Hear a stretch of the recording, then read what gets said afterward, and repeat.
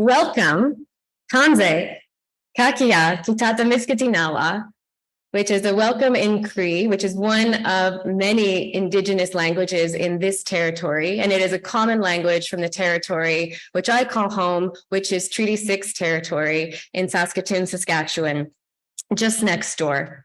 And in Saskatchewan, I had the privilege of working with many Indigenous partners. And one of them asked me specifically to help bring back traditional languages. And at first that was a daunting task, but I committed to honoring that request and happy to do so.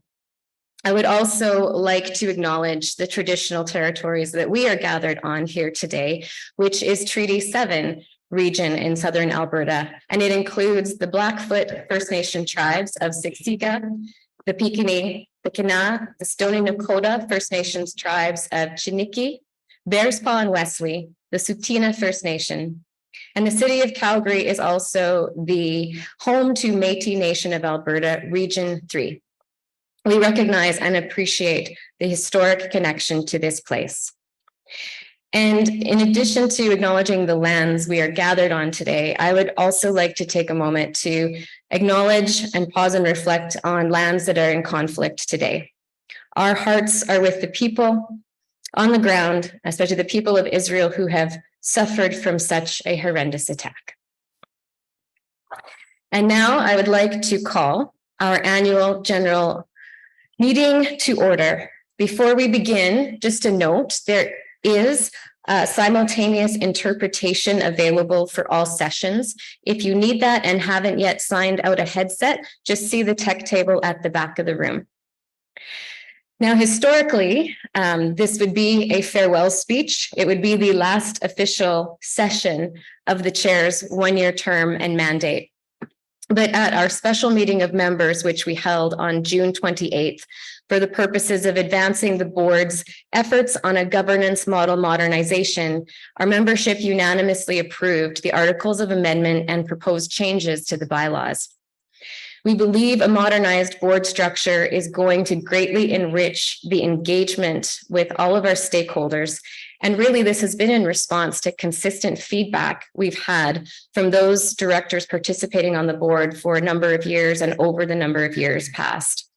The purpose of these recent efforts was to allow us to be most effective in delivering on strategic objectives and to maximize the value and participation of directors, corporate members, and the entire Canadian Chamber network.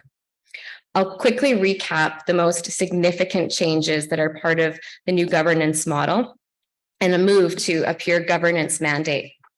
This includes the reduction of the size of our board, which was 53 members, now to a max of 15, with candidates chosen based on a board skills matrix, our diversity policy, and we reiterate that the individual holding the board seat is an individual and not representing an organization. The changes also include the implementation of a 2-year term, not 4 more years, just a 2-year term, Rocco, for the chair, and the creation of 2 new advisory bodies. First, the Pan-Canadian Chamber Forum, and second, the National Advisory Table on Business and the Economy. This is where we can move and really enhance discussions that don't need to be or are required to be within such a formal governance structure.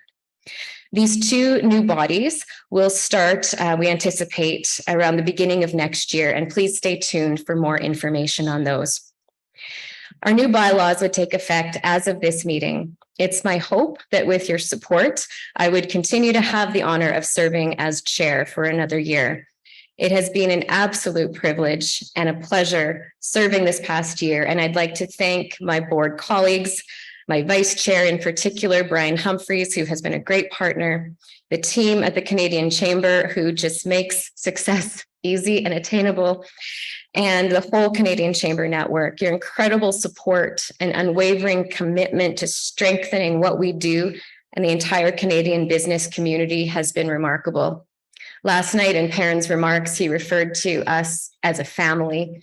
And the night before at the CCE dinner, Dan talked about the trust, the level of trust we have within that family. And it's just truly inspiring and a privilege to be a part of.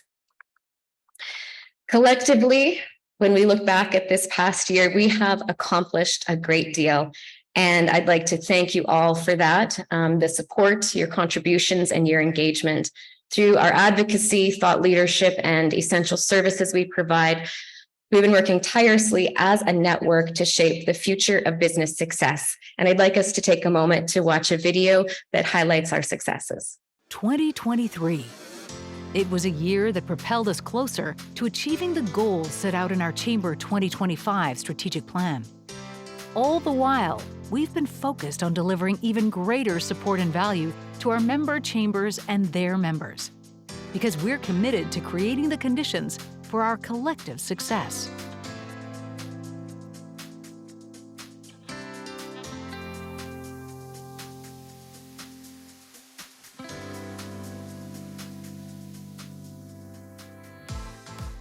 Notre esprit d'entreprise et notre agilité sont à l'origine de la plus grande transformation de l'histoire de notre organisation, alors que nous consolidons nos forces existantes en matière de politique et de représentation, tout en lançant de nouvelles offres pour favoriser l'avenir de la réussite en affaires.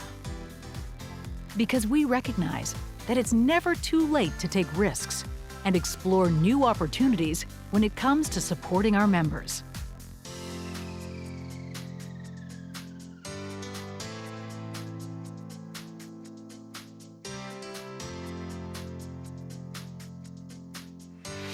With mounting economic headwinds, it's never been more important than it is today to understand the mechanisms that will allow us to both grow the economy and to protect the environment. With the right policies, we can achieve both.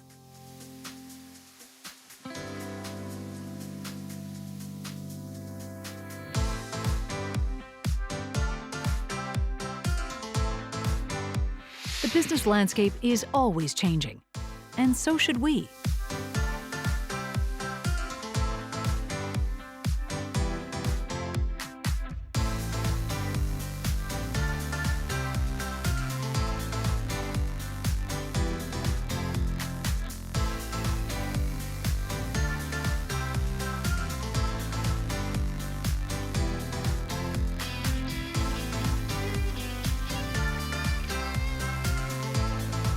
Mais une chose reste la même.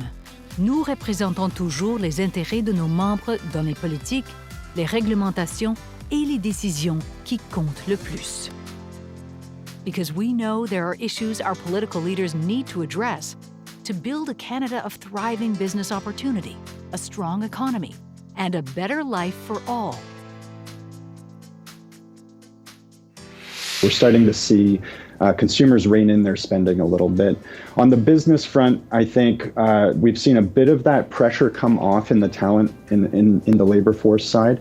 What we're seeing moving forward, businesses are really preoccupied still with three things. One is the cost of doing business. The second is just the incredible regulatory burden that continues to add to the cost, the administrative costs of doing business. And third is the labor force.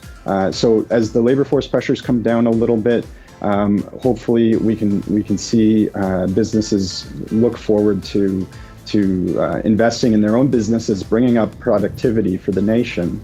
But I think moving forward, what we're going to see, or need to see rather, from the government is a focus on incentivizing investment by business. Mm-hmm. We can't just spend, we need to invest. And that needs to be driven by the private sector. We can't just make the government do it, and it won't result in the growth that we need in the economy that's ultimately good for families, for individuals, and for businesses.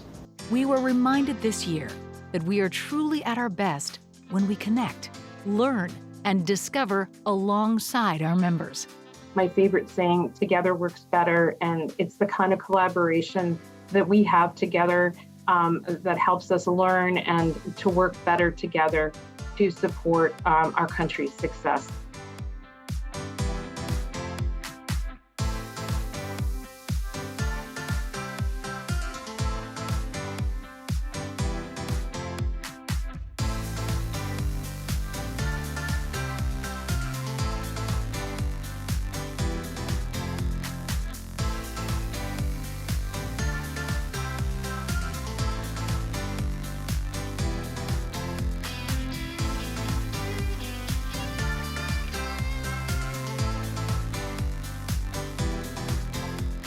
because we believe in collaboration, in the power of our network, and in celebrating success within the Canadian business community.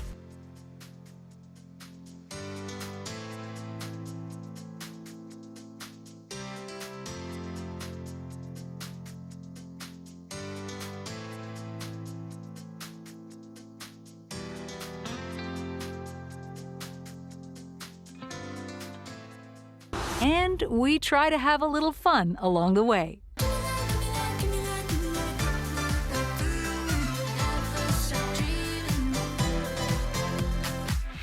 As we look towards the year ahead, we're excited to continue this transformative journey with you.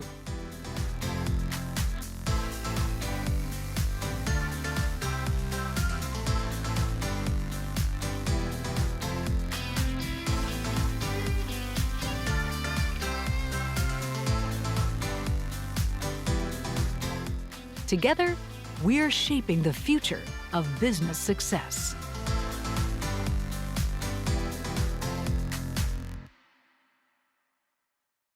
Wonderful, and congratulations to both the team at the Canadian Chamber and to the entire Canadian Chamber Network for a great year. So much great work done on behalf and for the benefit of Canadian businesses. I now have the pleasure of welcoming up here our President and CEO, Perrin Beatty, to share some remarks.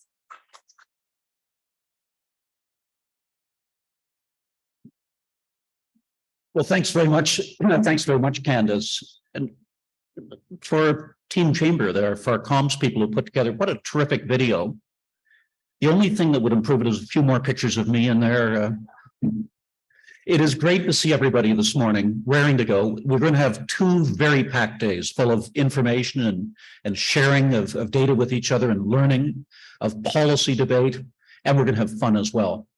And for so many of you who are here for your first time, I want to welcome you to the Canadian Chamber's AGM and our policy conference.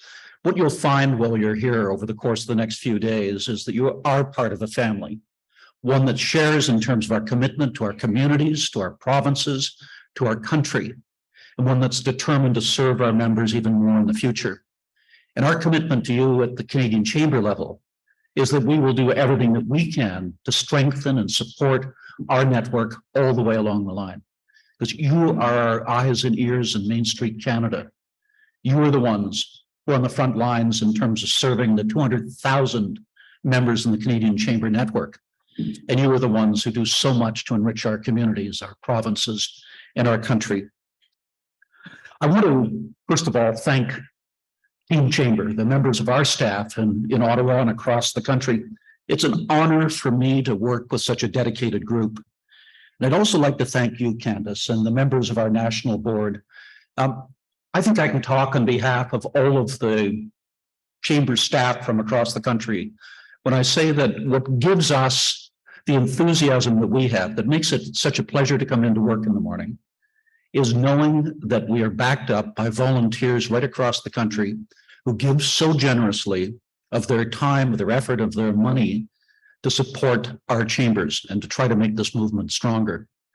And the volunteers on our board have been absolutely incredibly dedicated all the way along the line. And your leadership, Candace, has been absolutely crucial for that.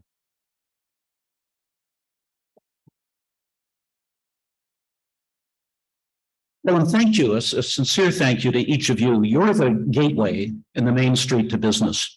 And through our collaboration with you, we're able to identify and champion the policies that are integral to business success across the country.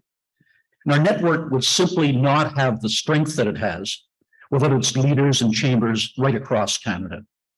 If you want to know what's going on in the business community, these are the folks to talk to. Now, before we continue, I want to take a moment to note some special milestones in our network today, because if there's one constant in the chamber, it's change. Now, in February, Anita Huberman marked her 30th anniversary with the Surrey Board of Trade. Anita has been president and CEO for 16 of those years. And I've never in my life seen anybody who has such dynamism, commitment, energy, enthusiasm, and ideas. She's a tremendous contributor to everything we do. Congratulations, Anita.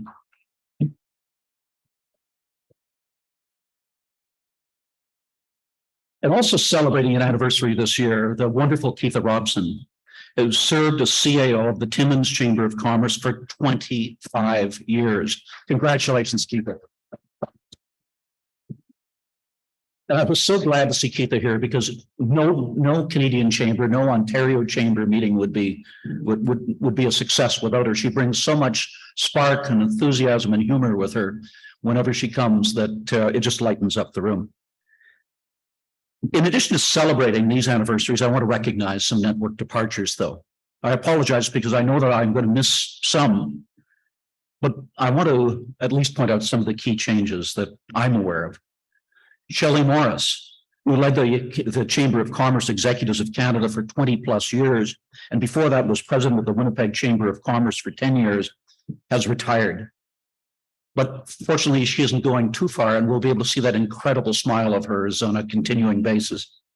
Todd Letts, who served for over 20 years in multiple chamber roles in Ontario, and who represents all of us at the World Chambers Federation, has announced his departure from the Brampton Board of Trade at the end of 2023. Krista Ross, who welcomed our delegates to Fredericton a few short years ago, celebrates 20 years as CEO of the Fredericton Chamber. She'll be stepping back from this role at the end of this year. And John Wishart from the Chamber of Commerce of Greater Moncton also recently announced that he'll be retiring as CEO at the end of 2023. And I'd also like to acknowledge the departures of Sherry Somerville, the president and CEO of the Atlantic Chamber of Commerce, and of my friend who's here today, Rocco Rossi, who leaves the Ontario Chamber's helm at the end of this year. Rocco, what a pleasure it's been to be able to have you as a colleague all of this time. Your enthusiasm, just the energy that you've brought to it, the support that you've given to the network in Ontario and across the country has been just remarkable. And it's been a pleasure every single moment that I've had to work with you.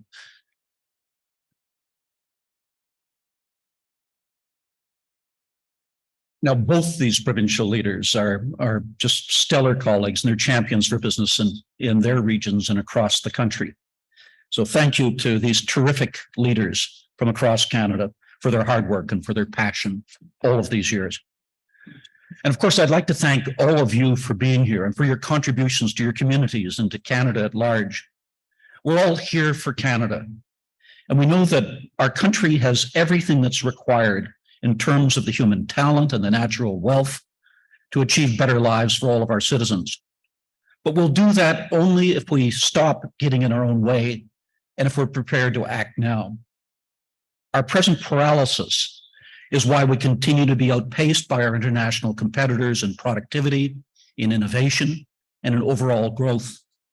Let's take a moment to look at the record. Instead of the expected post-pandemic productivity increase, our productivity has actually fallen to 2016 levels. Contributing to this decline is our lack of private sector investment in innovation. Out of our fellow G7 countries, 5 of which outrank us in productivity, we are the very last in terms of percentage of GDP spent on research and development. If we need a reminder of the value of innovation, we need only look at to some of our most economically important sectors. Our world-class agricultural sector is on the cutting edge of technology and of AI-enabled innovation. Our energy sector, some of us had the opportunity of visiting the oil sands with Cenovus the other day. Our energy sector has reduced emissions through new forms of carbon storage and by repurposing and developing low-carbon alternatives, such as sustainable fuels and small modular nuclear reactors. And they continue to invest hundreds of millions of dollars in improving their environmental performance, that we truly are a world-leading industry. Now, a second factor in our declining productivity is our lethargy in upskilling workers. Currently, Canada needs skilled and specialized talent to fill 400,000 new jobs in growing and evolving fields, including energy, tech, and advanced manufacturing.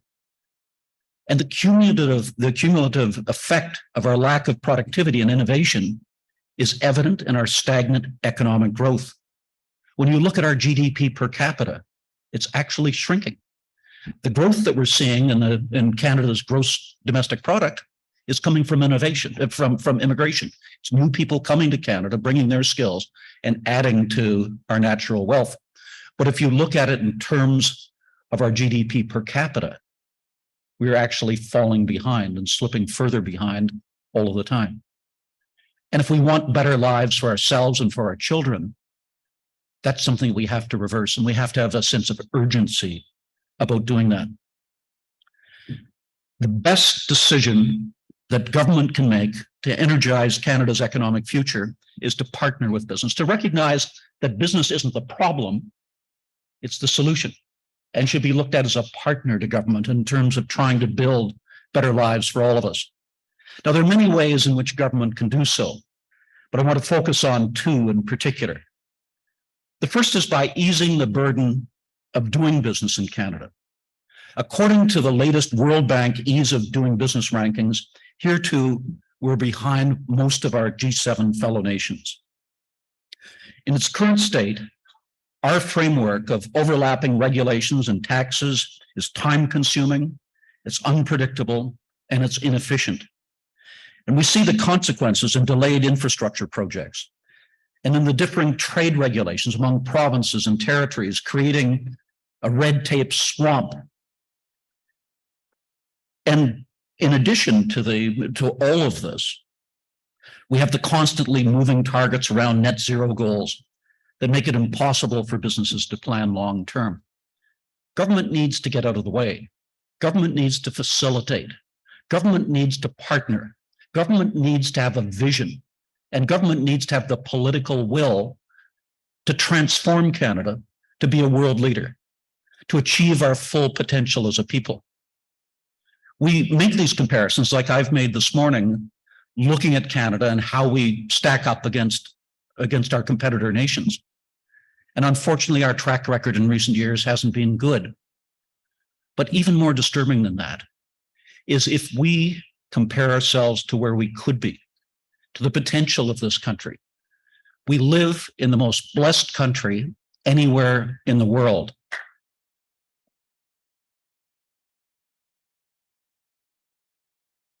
This diverse, resource-rich, well-educated, geographically well-situated country so close to the world's richest market is full of opportunity if only we have the vision and the political will to make it happen.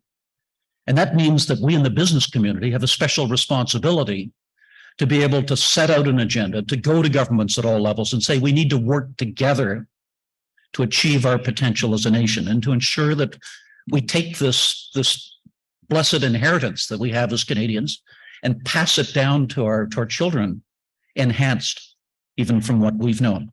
We have that potential. And as Prabha and her group from Saskatchewan pointed out in the conference that they had earlier this year, when you look at Canada today, this could be Canada's moment. Canada has what the world needs.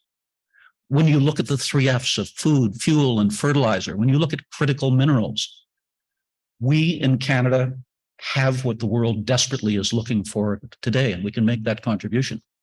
But we have to have a plan. We have to have the political will to make it happen. And we have to have a partnership between government and business.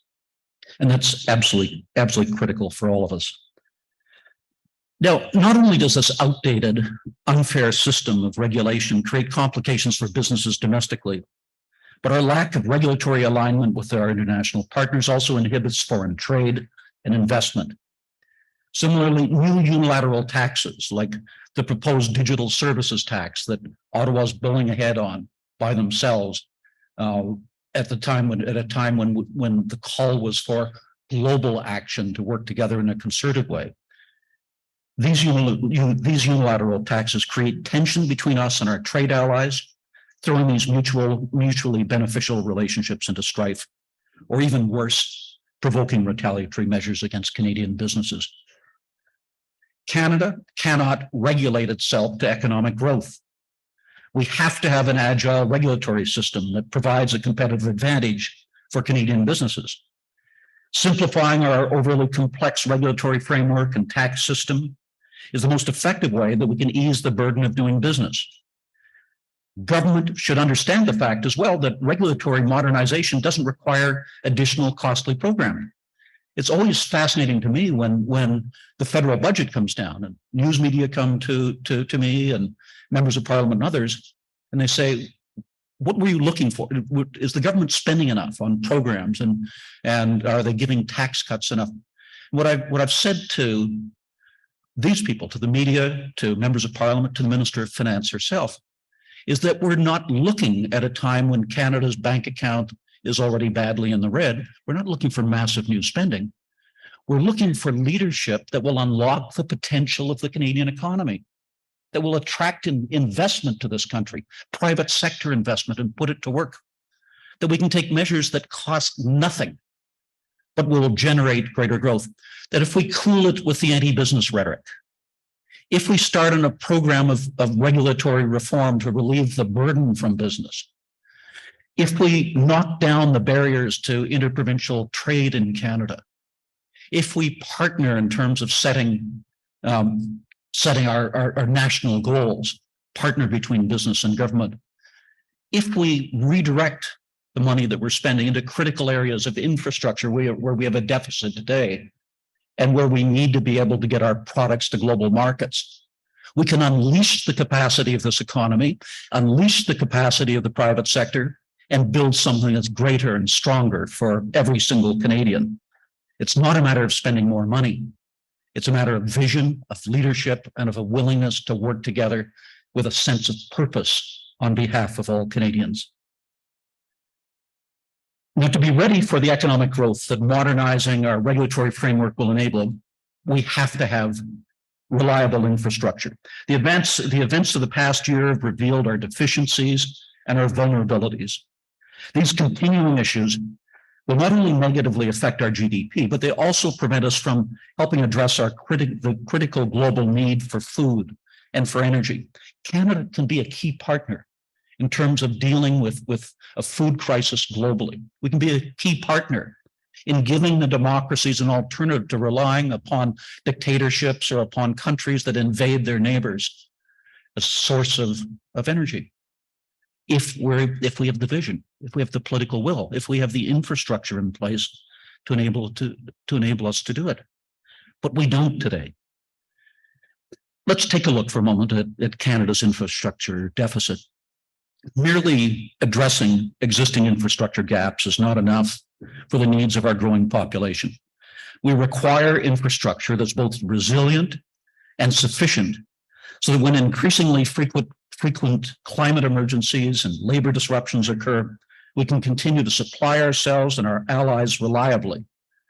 Our domestic and international trade corridors should solidify supply chains and should establish us as a reliable business partner.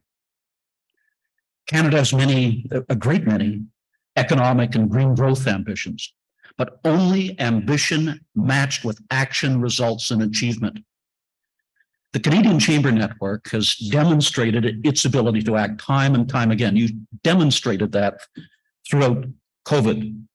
In the past year, you've helped us pressure government to end the West Coast port strike and to gain an extension for the CEBA loans repayment. And that's in addition to the 14.3 million COVID-19 rapid testing kits that you got into the hands of Canadians along main streets in every part of Canada.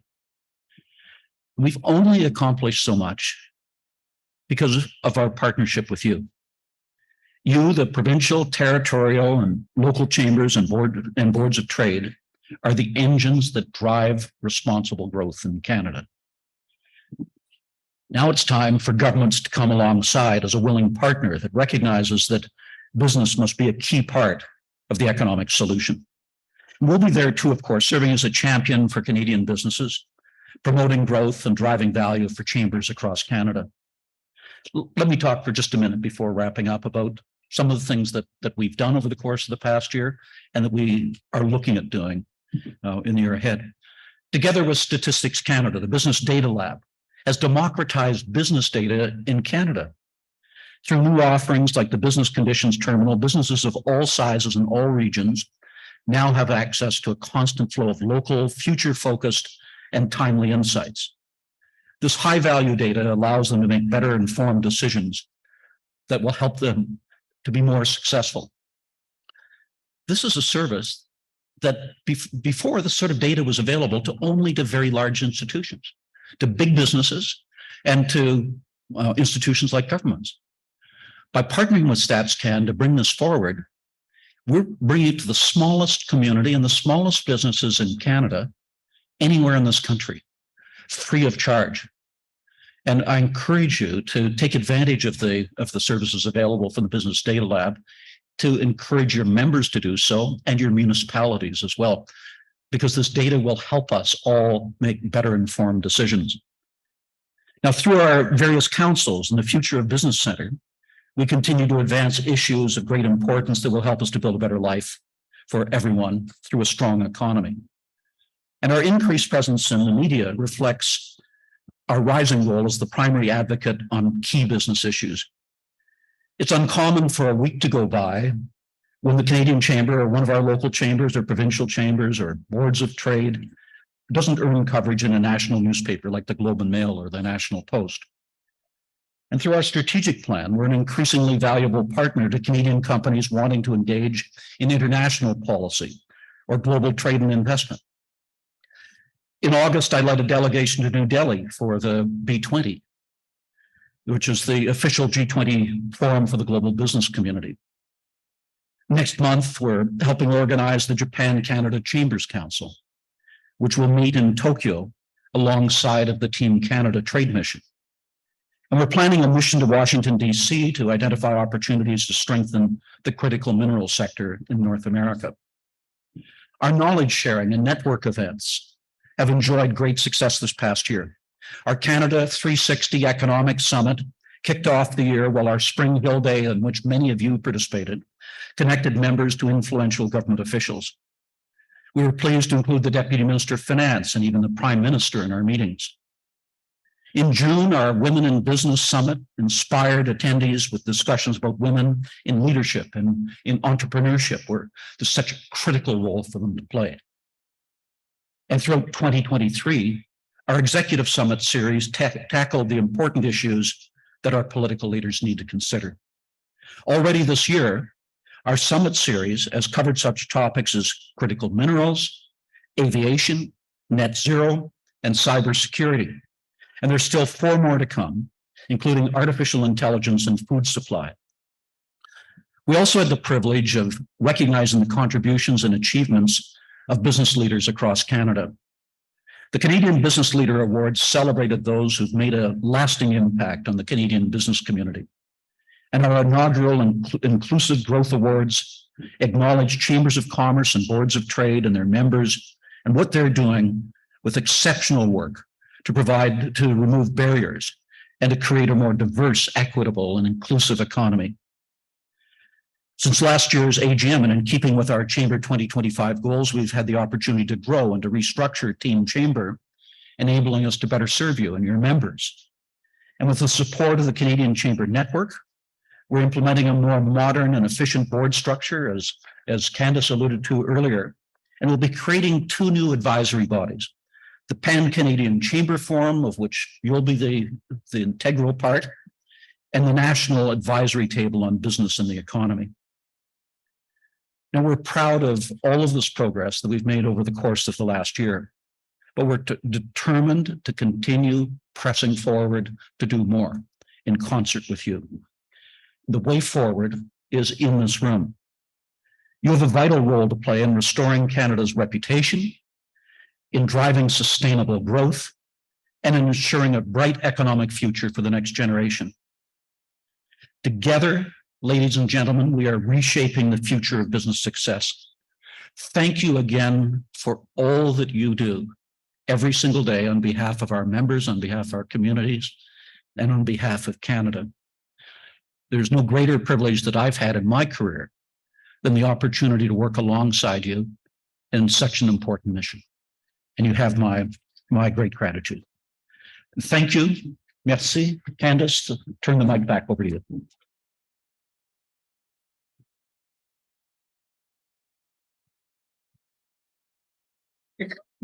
Thank you so much, Perrin. I couldn't agree more. This should be Canada's moment, yet what's standing in our way? And congratulations again on another outstanding year. Now it's time to turn our attention to the formalities of our AGM. I would love to pass the mic over to Don Beaudrin. You'll see him later. I watch in awe as he navigates the procedures with such ease, grace, and enjoys it. So we will dive in and tackle what we need to tackle today. But before we can conduct any business, we must first establish that we have legal quorum. Our Canadian Chamber bylaws state that a quorum for any meeting of members shall be one accredited delegate from each of 50 organizational members, our chamber members, the offices of which are collectively located in at least 5 recognized regions of Canada. So based on the official voting credentials that have been submitted as of 12 p.m. Eastern Time today, there are a grand total of 120 organizational member chambers and boards of trade represented at this meeting by accredited voting delegates. The breakdown here, the provincial and territorial breakdown of those votes are as follows. Alberta, 28, Atlantic Canada, 12, British Columbia, 19, Manitoba, 6, Northwest Territories, 1, Nunavut, 1, Ontario, 43, Quebec, 1, Saskatchewan, 7, and Yukon Territories, 2. I can also report that the total registration at the 2023 AGM and convention is 375. So moving on to our meeting materials, they consisted of the meeting notice dated September 13th, which was sent to all our organizational members. All motions for consideration are included in this document. It's also available on the AGM page of the Canadian Chamber's website, chamber.ca. So please note that voting will be conducted electronically. Voting delegates were given 1 clicker per chamber they are representing. To give you a quick rundown on how the electronic voting works, when a question or motion appears on the screen, you will press the appropriate button on your clicker to answer. And then you'll have 10 seconds to put in your vote. And just a note, if you happen to press it more than one time and you're not sure, did it take the first one or the last one and what's happening, only your last entry will be recorded.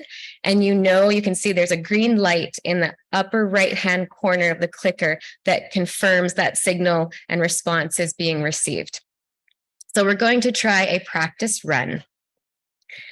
So I think if we can get a question up on the screen, what is our AGM's hashtag?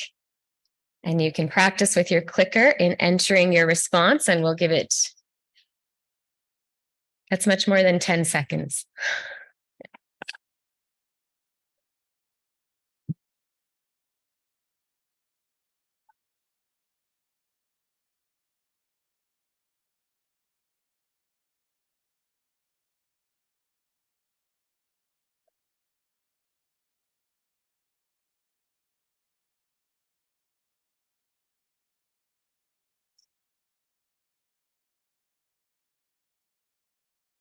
Okay. So we have a good number of answers submitted. I believe you've got the hang of this. So now that we have both established our quorum and practiced making sure we understand the use of our clickers, I will be requesting a series of motions. And as I do so, just so we can be clear and make sure we have everything documented in the minutes, if you are going to be a mover or a seconder, when you do so, just please make sure quite clearly and loudly you state both your name and your chamber. So at this time, I would like to request a motion from an accredited delegate for the ratification of decisions and actions of the Board of Directors since our last annual meeting. Todd from Brampton is moving. Seconder. Thank you, Brenda. Seconded. Before we vote, are there any questions? And if there is a question someone has, we do have the mics on the floor. I'd ask you to go to and use. Okay, seeing nobody going to the mics, then we will please put the motion on the screen, and with your clickers, press 1 if you're in favor and press 2 if you oppose.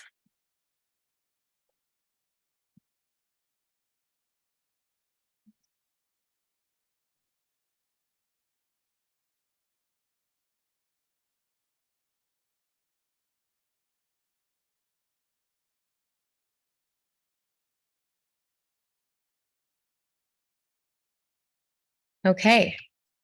Thank you. 100% in favor. We require 2/3 majority to be approved. So thank you. Now on to the formality of the annual appointment of the public accountant. In accordance with the Canada Not-for-Profit Corporations Act, the organizational members shall at each annual meeting of members appoint a public accountant to hold office until the next annual meeting. The remuneration of the public accountant shall be fixed by the board of directors. At this time, I'd like to request a motion from an accredited delegate to appoint KPMG as our public accountant to hold office until the next annual meeting of members, provided that the directors shall immediately fill any vacancy in the office of the public accountant, and to authorize the board of directors to fix the remuneration of the public accountant. So moved by Todd from Sherwood Park. Thank you. Is there a seconder? Rogers from Kelowna. Thank you. Yes. Yes. Oh. Thank you. Thank you. Can we?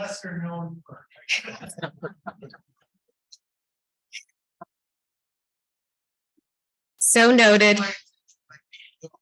Yes. I do have a special pocket of gold stars, which will be handed out and awarded after. Thank you so much for that correction. Thank you. All right, and thank you for fixing the motion, which is now up on the screen. So before we vote, are there any other corrections or questions? Please go to the mics if you have one. Okay.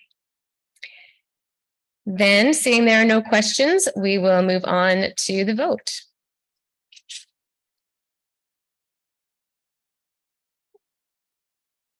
Again, press 1 if you're in favor, press 2 if you withhold your vote.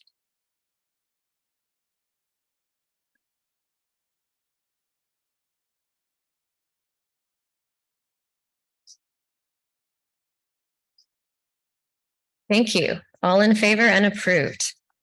Okay, next is the nomination and election of directors for the 2023-2024 term. The nominating process was conducted in full compliance with the bylaws of the Canadian Chamber of Commerce.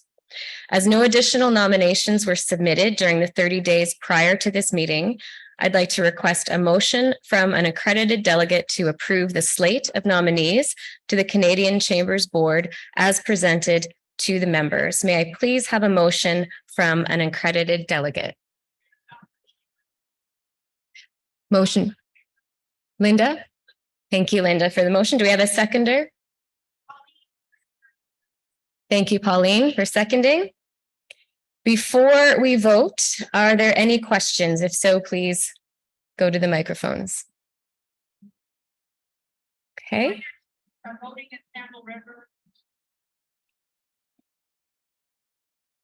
Pardon me? Okay. Okay, thank you for the minutes. If there are no questions, we will draw our attention to the motion on the screen, and please enter your votes. Click 1 in favor and 2 if you oppose or withhold.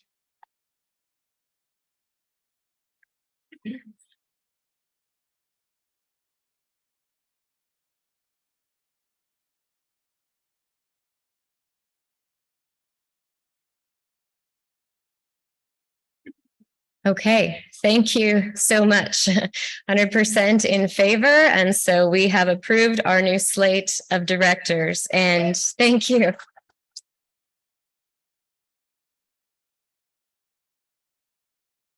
On this last one, I would like to pause and just express my sincere and heartfelt gratitude to all of you. Many of you are very engaged and helped stewarded through the process, which we were, very, very dedicated to the process that we used to really tackle this modernization of our governance model.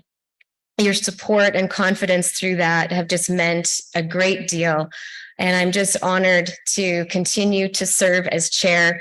And just so you're aware, because you might want to visit with them later in the day or tonight, could I ask all the directors approved on our new slate to please stand?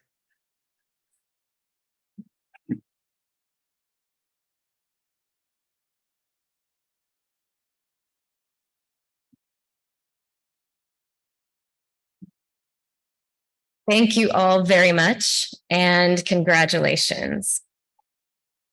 So I think over to you.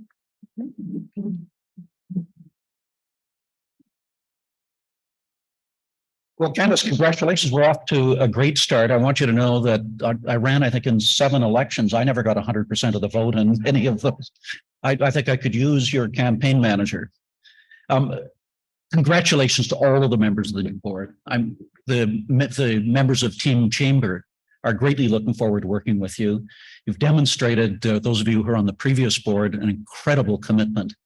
And we are looking forward to your leadership, your partnership as we move ahead, as we strengthen this organization. And a special word of thanks to you, Candace. You've been really remarkable. It's been a transformative year, including the unanimous support that was received from the network earlier this year and in terms of the proposed changes that we made in board governance. But you've been so important in providing leadership and working with the board and with management to try to enable us to ensure that we can implement Chamber 2025 successfully and that we can do more to serve our members and to serve the network across the country. Your incredibly unstinting efforts that you've made, the leadership, the wisdom that you've shown has really inspired each of us. And it's been a pleasure every single minute to be able to work with you. And all of us are looking forward to working with you in the year ahead. Now, there's a tradition in the past, our chair left after a year.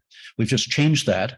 But there was a tradition of recognizing the contribution that was made by the chair over the year, usually in the form, for example, of a work of art. And on behalf of the staff at the Canadian Chamber, we want to make a presentation to you. In this instance, it seems a bit small. That's because this is a picture of a picture. And the original is being shipped to Saskatoon, to your home. But on behalf of all of us, I want to make this presentation to you, guys. Thanks.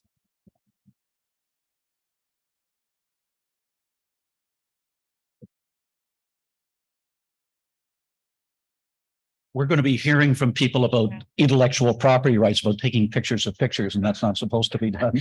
But with that, Candace, let me turn the mic back over to you.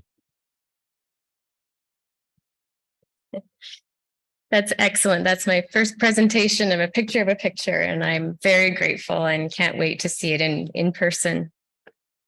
At this point in the agenda, the incoming chair usually shares a few thoughts about the year ahead. But I just want to share a few more thoughts about the year we've just come out of, because I think the most important part when we think about the year upcoming is momentum and carrying that through.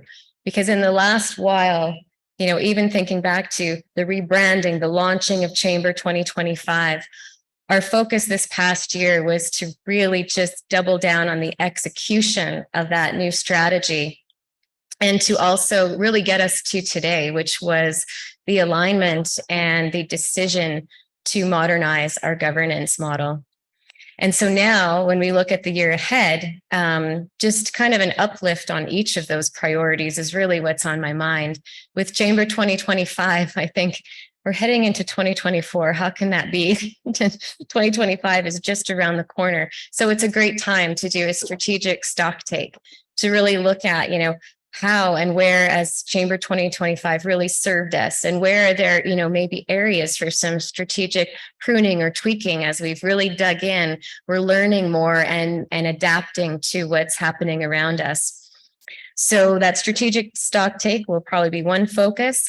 And the second, really, today was not a finish line in the modernization of our governance model whatsoever. It's just an important milestone, as I said, on that alignment and decision-making process. And now we have to execute on that, which includes setting up and, onboarding a new board and being a great board and serving this organization and all of its members in the network.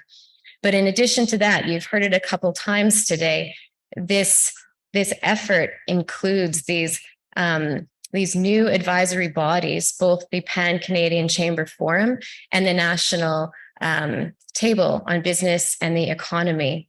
And that is really to make sure we have the engagement of the network and all of its members.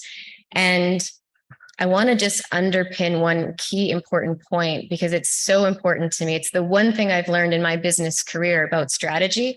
All you need to know about strategy is get really clear on what your unique strategic advantage is and go as hard and heavy into that as you can. And for me, that's us. It's our network. Nobody comes close to what we have in this network, this vast network that really, really touches all corners of Canadian business. And that's what I love about us. So that's our unfair, unique strategic advantage. And this governance model, modernization, sounds very technical, but it's really to help us lean in heavy and hard to that, to make sure everyone who's part of this network is engaging in a way that really is their highest and best use. And that's how we're going to best serve Canadian business community. So with that, I do promise to do my very best to continue to serve our organization, all of you, to the best of my abilities. And we will navigate, as I like to say, not just the challenges, but the opportunities that are right there in front of us. And it's an incredible honor. And I thank you very much. So now, thank you.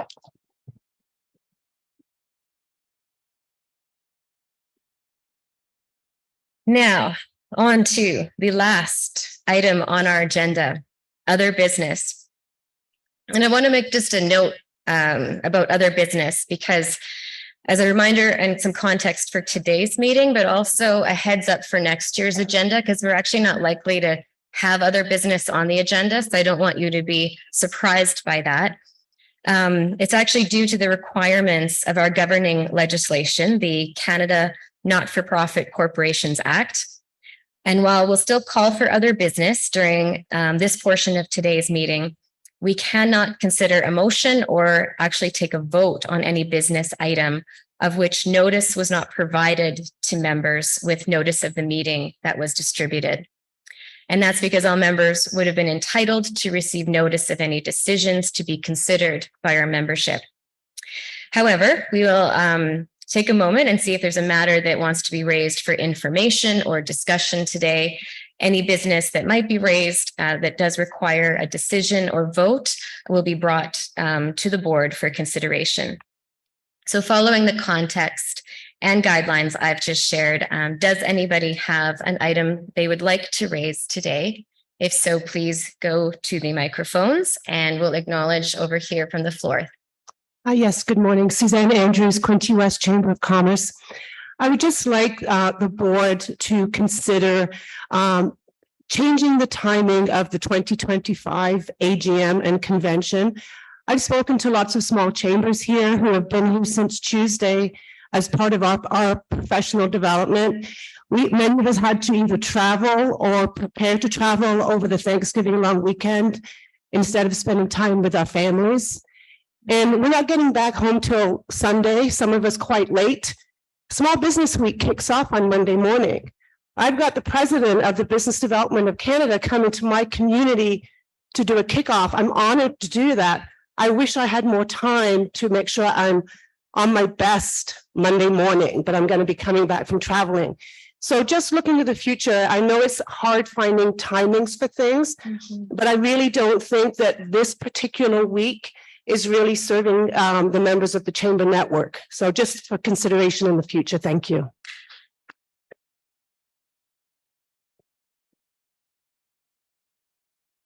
Thank you, Suzanne, for raising that. We will take that forward to the board's agenda for some discussion. And I had heard that from others just when visiting last night, that the timing sometimes has been September, and there may be some challenges with Small Business Week next week, but also appreciate with the holidays and just the time travel component of that as well. Thank you. Good morning. My name is Yusra Joma with the High River Chamber, and I'm just raising maybe some information that the Canadian Chamber can take with the finance minister. There's a lot of Canadians with the stress test cannot qualify for mortgages. This is their home, this is their shelter, it impacts their work, it impacts business. If we can have an extension to the finance minister indicating either A, reduce the stress test percentage and or increase for high ratio mortgages, the amortization from a 25-year to a 30-year, and maybe conventional mortgages from a 30-year to a 35-year. Thank you. Suggestion. Okay, thank you. So noted. Any other items in other business? Okay. Last call, seeing nobody making their way to the microphones. I want to thank you all for your time and attention today, and I will declare this meeting adjourned.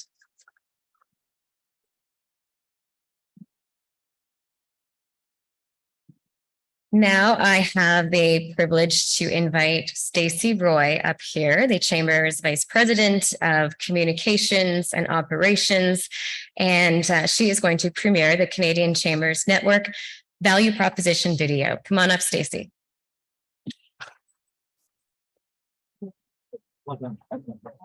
I think so.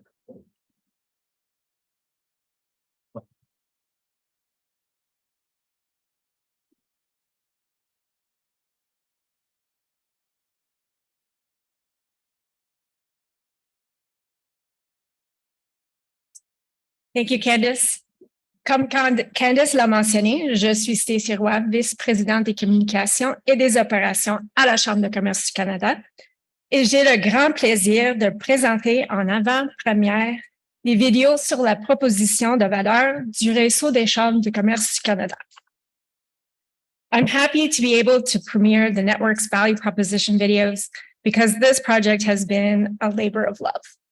And I'd like to take the opportunity to thank members who took time at last year's AGM to contribute testimonials, members who came to our offices in Ottawa to be interviewed and who allowed us to visit their workplaces, the production company for bringing our vision to life, and lastly, my colleagues for their awesome work on the videos and the complimentary promotional materials. The videos are a key deliverable of our value, engagement, and marketing plan, and we're created to raise awareness of who we are and what we do, and to promote the Canadian Chambers and the Canadian Chamber Network's value proposition to current and prospective members. Through these videos, we aim to tell a compelling story about how we work with the business community and with government to build a Canada of thriving business opportunity, a strong economy, and a better life for all. And we wanted to raise awareness about the value we offer and how, as a network, we create the conditions for our collective success. The key message is that the Canadian Chamber Network gives businesses more of what they need to succeed: insight, influence, and impact. And we've used member testimonials as our proof points. While these videos have been created by us, they are a soft sell about the bigger us and what we can achieve together through our advocacy, products, and services. Let's watch the English version of the video. Our mission is to drive change, partner broadly, and be the undisputed champion and catalyst for the future of business success. Our vision is to build a Canada of thriving business opportunity, a strong economy, and a better life for all. We're a policy and advocacy organization. We're a source of business insights and data. We're a think tank. We provide trainers and consultants to help businesses grow. We produce events and forums that inspire and connect businesses to businesses. We're the most activated business network in Canada, representing businesses of all sizes and sectors, associations, chambers of commerce, and boards of trade everywhere. What's the value of the Canadian Chamber Network? For the small business owner, it's a place for connecting with other businesses, for brainstorming with like-minded entrepreneurs, for getting things done with the help of chamber tools and resources, and for powering up your customer base. At TagHR, relationships and community building are incredibly important to us. The Canadian Chamber of Commerce presents an opportunity to connect, develop meaningful relationships, and gain insightful data that we can use to help our clients succeed. The Canadian Chamber of Commerce are key advocates for private sector businesses and are some of the most important networking organizations in their communities. For a local Chamber of Commerce and Board of Trade, it's a connection to peers across the country who can help. It's access to essential services and intelligence to help small businesses. It's the opportunity to shape the future of business success and contribute to building a vibrant community. And our membership with the Canadian Chamber allows us to expand that voice all across Canada and remind our members that they are a part of a larger organization that supports them with everything that they do in their business. The work of the Canadian Chamber amplifies and supports the work of the provincial and local chambers, so we are best prepared to advocate for our members. And the Canadian Chamber is an extremely important asset in realizing the value in terms of government advocacy, driving economic change for our business members with the benefits that we receive, whether it's saving time, saving money, having access to information, having access to intelligence, so that they can make decisions long-term and short-term for their businesses. For larger businesses, it's a place to convene like minds, to work on issues that hold back growth and potential, to stay ahead of the challenges that are coming next, and to show up as a good corporate citizen. To make sure we're partnering and aligning ourselves with all businesses in Canada so we can build coalitions and work together on key initiatives that require solutions. The Chamber advocates for government policies that are beneficial for the economy. These policies are an asset for the financial sector and for our clients as well. The Chamber's advocacy aligns with our goal to support vibrant, sustainable, and prosperous communities from coast to coast to coast. For all of these members, it's the opportunity to gain more insight into markets, competitors, and trends to help them make better decisions. The Chamber Network is always at the ready to offer information and insight, acting as a team member for our local chambers. The more diverse voices around a table, the more effective our collective decision-making will be. This creates a greater demand for business, which leads to growth and wealth in our community. The chambers have provided invaluable opportunities to network with our peers and local influencers to gain insight into events, trends, and emerging strategies for our businesses. It's an avenue to gain more influence by partnering with others to shape public policies that directly affect their operations, as well as the quality of life of all Canadians. It's our moment, and the role of Canadian business coming together to make sure Canada doesn't miss its moment right now is really important. If you are advocating for change, as all of our members are, being part of a group that is literally in every corner of this country, every community, every hamlet, gives us enormous power because politicians can't ignore us. It's in the interests of Canadian businesses to encourage good public policy that can help support growth and prosperity over the long term. We made great results by working together. It's a community where they can make and nurture connections that allow them to gain more impact on their business and economic performance. But it's also the brilliance that being part of this massive network that brings the best ideas together so that we can up our game each and every day. The Canadian Chamber Network provides you the opportunity to get out of your own bubble and connect with others when solving problems. The Canadian Chamber Network is about giving businesses more of what they need to succeed. Together, we're meeting your business challenges. Together, we're creating conditions for our collective success. Together, we're shaping the future of business success.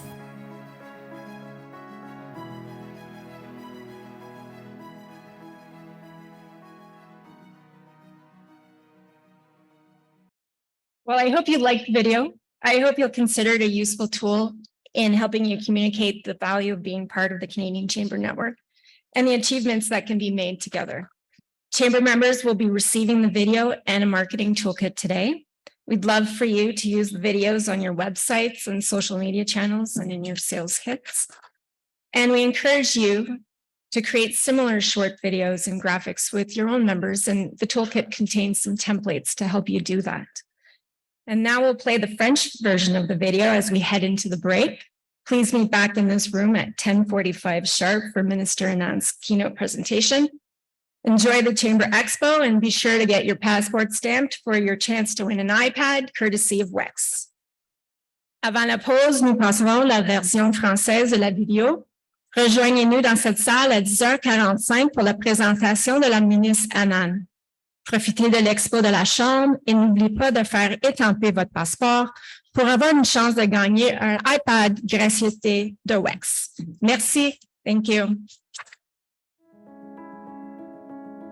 Notre mission est de mener le changement, d'établir de solides partenariats et d'être l'ambassadeur incontesté et le catalyseur de l'avenir de la réussite en affaires. Notre vision est de bâtir un Canada où les possibilités d'affaires sont florissantes, où l'économie est forte et où la vie est meilleure pour tous. Nous sommes une organisation de politique et de représentation. Nous sommes une source de données sur les entreprises. Nous sommes un groupe de réflexion. Nous offrons des formateurs et des conseillers pour aider les entreprises à se développer.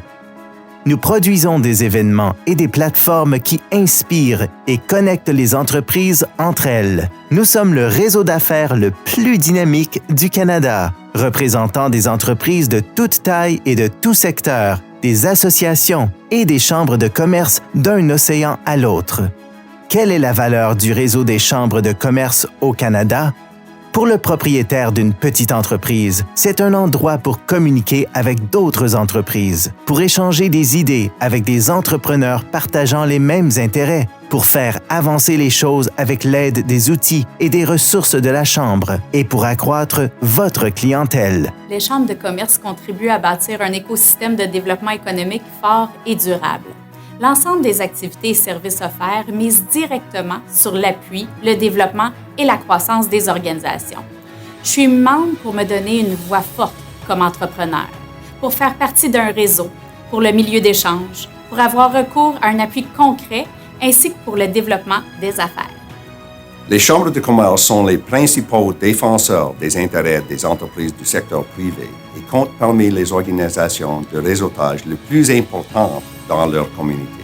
Pour la Chambre de commerce locale, c'est une plateforme pour communiquer avec des pairs dans tout le pays qui pourront apporter leur aide. C'est un accès à des services essentiels et à des renseignements pour aider les petites entreprises. C'est l'occasion de façonner l'avenir de la réussite en affaires et de contribuer à la création d'une communauté dynamique. Le réseautage et le partage des bonnes pratiques est au cœur de nos préoccupations. La Chambre de commerce du Canada nous permet d'avoir accès aux autres représentants des chambres locales ainsi qu'aux gens d'affaires. Notre engagement envers la Chambre nous permet de diffuser plusieurs informations importantes que les gens d'affaires n'ont parfois pas la possibilité d'obtenir. Pour les plus grandes entreprises, c'est un espace pour rassembler des gens partageant les mêmes idées, pour aborder les problèmes qui freinent la croissance et le potentiel, pour avoir une longueur d'avance sur les défis à venir et pour vous présenter comme une bonne entreprise citoyenne. En tant que grand employeur, il est dans notre intérêt de travailler et de soutenir le milieu des affaires localement. D'un point de vue régional, nous collaborons avec la Chambre de commerce de Gatineau et le Ottawa Board of Trade pour encourager le développement économique et la croissance des deux côtés de la rivière. Pour tous ses membres, c'est l'occasion de gagner plus d'informations sur les marchés, les concurrents et les tendances pour les aider à prendre de meilleures décisions. En effet, les informations transmises par la Chambre de commerce aident à la prise de décision. Les renseignements sur les différents programmes de subvention, les événements sur les perspectives économiques, ainsi que les données d'affaires permettent de bien cibler les éléments qui amèneront ou pas la croissance de notre entreprise. Tout cela contribue à considérer les meilleures orientations pour le bien de notre organisation. Nous organisons de nombreux galas et accueillons de nombreuses réunions conventions et réceptions pour les membres corporatifs. En participant et en s'associant aux chambres de commerce, nous réussissons à cerner les défis qui freinent la croissance de notre communauté et c'est ensemble que nous trouvons des moyens de surmonter ces défis. C'est une possibilité de gagner plus d'influence en s'associant à d'autres pour façonner les politiques publiques qui affectent directement leurs opérations, ainsi que la qualité de vie de tous les Canadiens. L'appartenance au réseau des chambres de commerce est importante pour le partage d'informations et l'influence politique. C'est par le biais de diverses actions politiques, de lobbying, ainsi que par l'entremise de diverses activités et initiatives que la Chambre de commerce nous soutient le plus.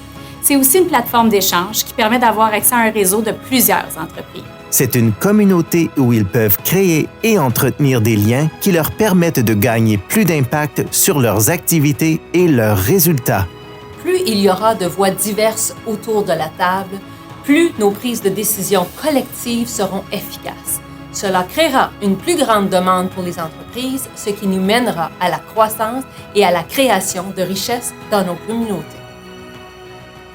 Les chambres de commerce auxquelles nous appartenons ont fourni des opportunités inestimables de réseautage avec nos pairs et des influenceurs locaux pour avoir un aperçu des événements, des tendances et des stratégies émergentes pour nos entreprises. Le Réseau des chambres de commerce du Canada vise à donner aux entreprises plus de ce dont elles ont besoin pour réussir.